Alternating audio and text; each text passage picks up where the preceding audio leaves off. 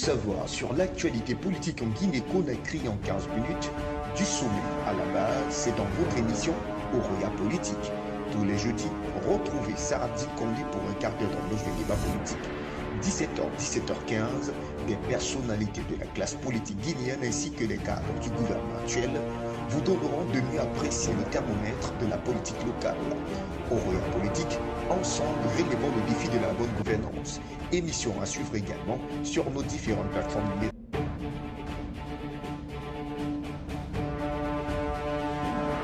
Bonsoir à toutes et à tous, bienvenue dans votre émission hebdomadaire Oroya Politique, une émission qui vous parvient tous les jeudis sur l'ensemble de nos différentes plateformes numériques. Vous le savez, le pacte qui nous lie à travers cette émission, c'est comment vous aider à comprendre l'actualité politique nationale. Aujourd'hui, notre invité est M. Lamfia Id Mohamed Kondé, vice-président de la petite plateforme nationale des citoyens unis pour le développement. Il est notre invité dans cette émission. Il va donc essayer de répondre à nos questions liées à l'actualité sociopolitique de notre pays. Une fois encore, merci de votre fidélité renouvelée au quotidien national Oroya. Bienvenue dans votre émission Oroya Politique. Ensemble, relevant le défi de la bonne gouvernance. Émission à suivre également sur nos différentes plateformes numériques. Monsieur le vice-président, bonsoir. Bonsoir. Et merci d'avoir accepté notre invitation.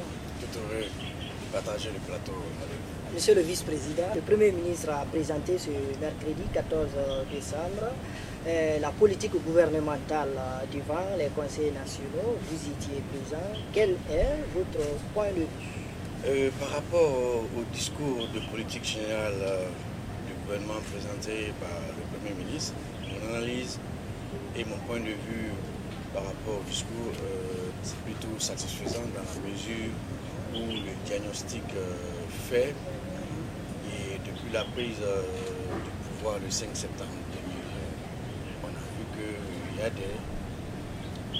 a des engagements qui ont été pris par le CNRD et dans le cadre du relèvement d'un certain nombre de défis liés à la question sociale, à la question d'éducation, à la question des infrastructures, à la question aussi de l'économie. Donc c'est plutôt satisfaisant.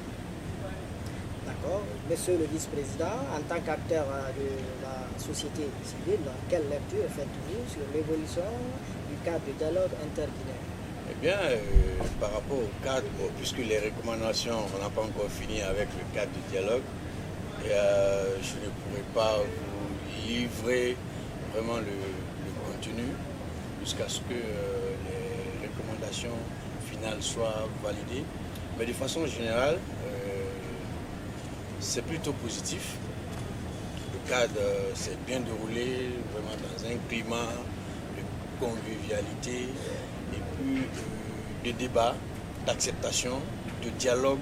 Franchement, on a pu se regarder dans les yeux et puis nous dire une certaine vérité, allant vraiment dans le sens d'apaiser et la bonne réussite de la transition.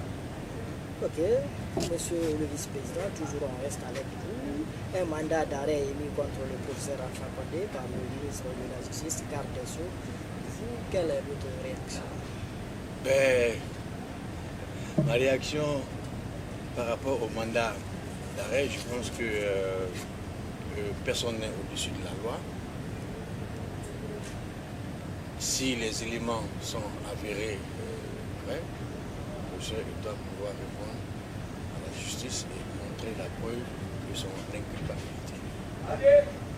Et s'il s'avère vraiment qu'il n'a pas à se reprocher, c'est tout à fait normal. C'est un citoyen comme tout autre. Donc c'est normal qu'il réponde à la justice. Vous avez compris, aimable téléspectateurs, vous êtes dans votre émission Oroya Politique.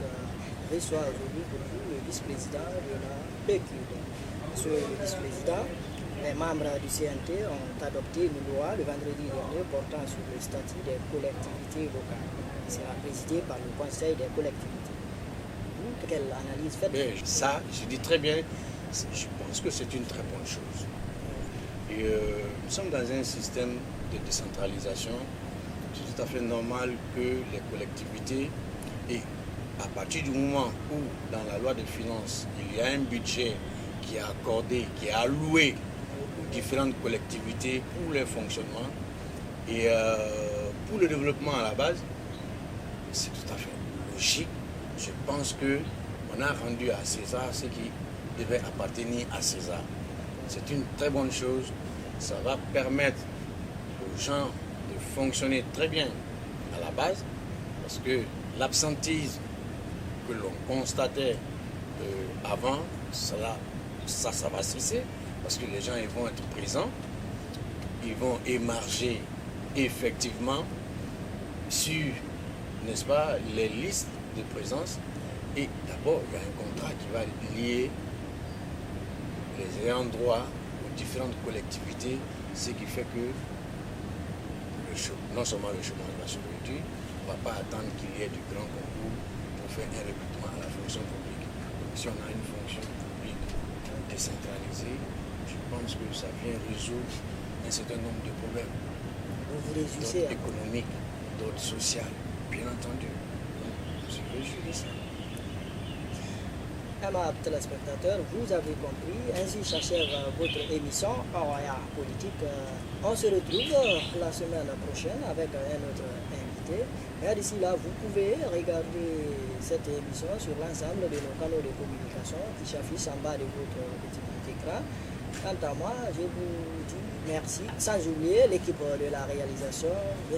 Lamine Siba et Aboubakar Gangoura. Passez une excellente soirée où que vous soyez.